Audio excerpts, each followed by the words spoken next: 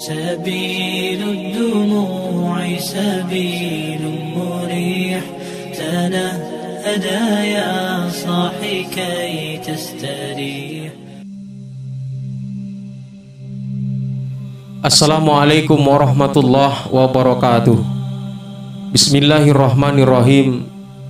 Pertama-tama, marilah kita panjatkan puji syukur kehadirat Allah Subhanahu wa ta'ala yang telah memberikan kita nikmat yang sebegitu luar biasa, yakni nikmat iman dan Islam. Dan tidak lupa, salawat beserta salam semoga terlimpah curahkan kepada Nabi besar kita, Nabi Muhammad sallallahu alaihi wasallam, kepada keluarganya, para sahabatnya, pengikutnya, dan kepada kita sekalian. Fatimah ibnu Qais meriwayatkan dalam suatu kesempatan, usai menunaikan sholat berjamaah, baginda Nabi Muhammad sallallahu alaihi wasallam naik mimbar seraya tertawa kecil. Terdengar dari kedua bibirnya ucapan, "Kepada semua yang baru saja menunaikan sholat, tetaplah berada di tempat." Setelah semua sahabat duduk tenang, beliau kemudian mengawali pembicaraannya. "Apakah kalian tahu mengapa aku kumpulkan kalian?" Mereka menjawab, "Allah dan Rasulnya tentu lebih mengetahui." Beliau kemudian melanjutkan, "Demi Allah, aku tidak mengumpulkan kalian untuk sebuah kabar yang menyenangkan atau yang menakutkan. Namun aku kumpulkan kalian karena Tamim Ad-Dari yang dulunya adalah seorang Nasrani, kemudian dia datang berbaiat dan masuk Islam. Selain itu, dia juga menyampaikan sebuah cerita yang sesuai dengan apa yang ingin aku ceritakan tentang Dajjal." Tamim Ad-Dari adalah seorang warga Nasrani Palestina yang pernah berjumpa Dajjal dalam satu perjalanan ke Jazirah Arab.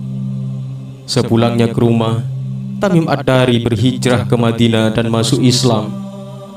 Setelah berada di Madinah, dia menceritakan kejadian yang dialaminya kepada Rasulullah sallallahu alaihi wasallam.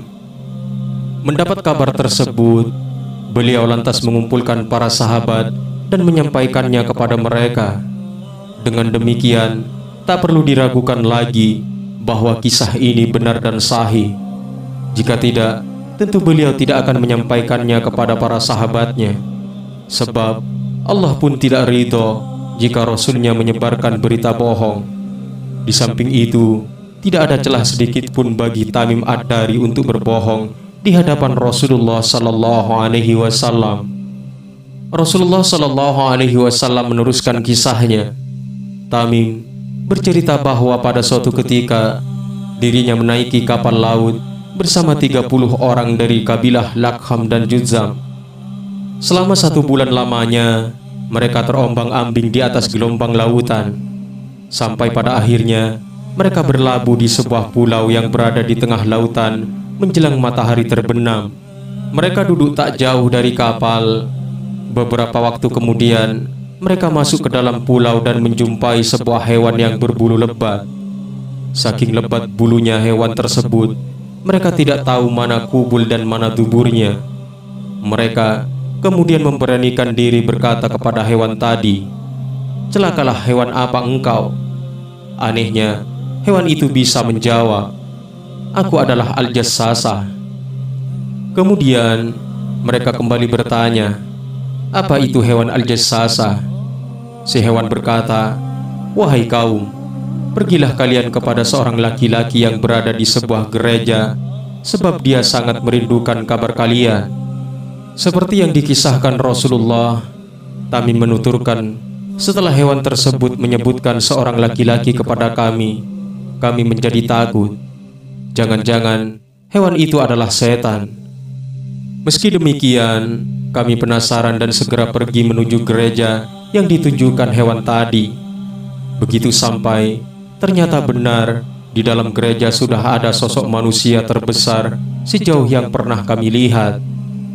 Dia diikat dengan kuat, sedangkan kedua tangannya disimpan di tengkuknya.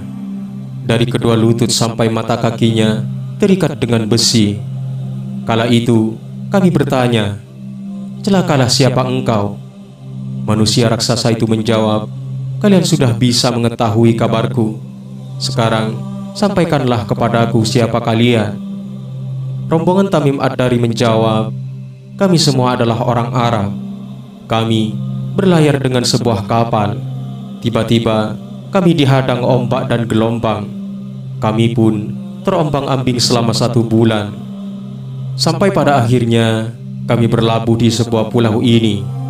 Tiba-tiba kami berjumpa dengan seekor hewan yang lebat bulunya, dan ia meminta untuk kesini menemuimu, sebab tuturnya kau begitu merindukan kabar kami, sehingga kami pun segera menemuimu." Laki-laki itu berkata, "Sekarang sampaikanlah kepadaku tentang kurma baisan." Dituturkan oleh Tamim Ad-Dari. Kami balik bertanya, "Tentang apa yang ingin engkau tanyakan?" "Yang aku tanyakan kepada kalian, apakah kurma itu masih berbuah?" "Masih," jawab rombongan Tamim Ad-Dari. "Andai kurma itu nyaris tak berbuah, sekarang sampaikanlah kepadaku tentang Danau At-Tabariyah. Tentang apa yang ingin engkau tanyakan? Apakah ia masih terisi air?" "Danau itu masih banyak airnya. Sekiranya air danau itu sudah hampir kering," ucap si laki-laki itu.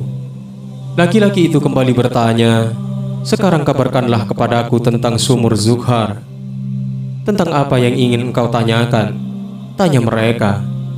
"Apakah sumur itu masih ada airnya? Apakah warga sekitar masih bercocok tanam dengan air sumur tersebut?" Rombongan Tamim Ad-Dari menjawab, "Masih. Bahkan airnya masih banyak dan para penduduk masih berladang dengan airnya."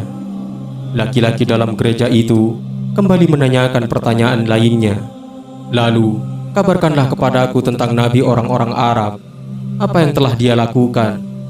Dia lahir di Mekah dan hijrah ke Madinah. Apakah nabi itu diperangi oleh orang-orang Arab?" "Betul," jawab kawan-kawan Tamim Ad-Dari. "Lalu apa yang dia lakukan terhadap orang-orang Arab?"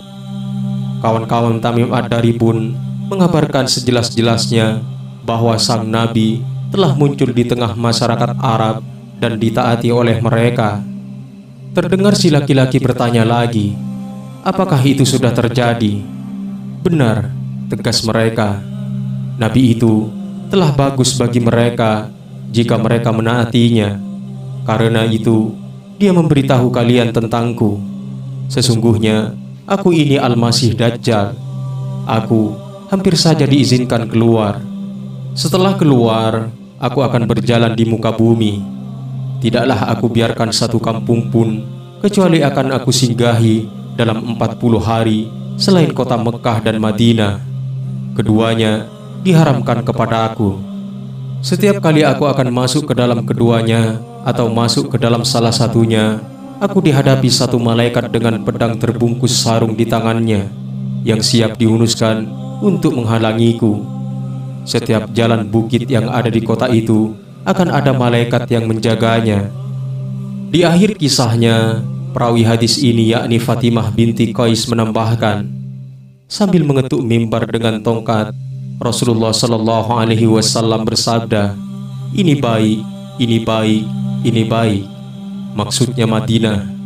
Beliau memungkas kisahnya, "Bukankah aku telah menyampaikan hal itu kepada kalian?" Para sahabat menjawab, "Benar." Beliau kembali bersabda, "Sungguh mengagumkanku cerita Tamim ini. Ceritanya sesuai dengan yang ingin aku sampaikan kepada kalian tentang Dajjal, Mekah, dan Madinah. Ingatlah, Dajjal itu berada di Laut Syam atau di Laut Yaman. Ia datang dari arah timur, dari arah timur, dari timur." Beliau mengatakan demikian sambil memberi isyarat ke arah timur. Terakhir, Fatimah binti Qais berkomentar, "Ini yang aku hafal dari Rasulullah Sallallahu Alaihi Wasallam. Wallahu a'lam bishawab. Assalamualaikum warahmatullahi wabarakatuh."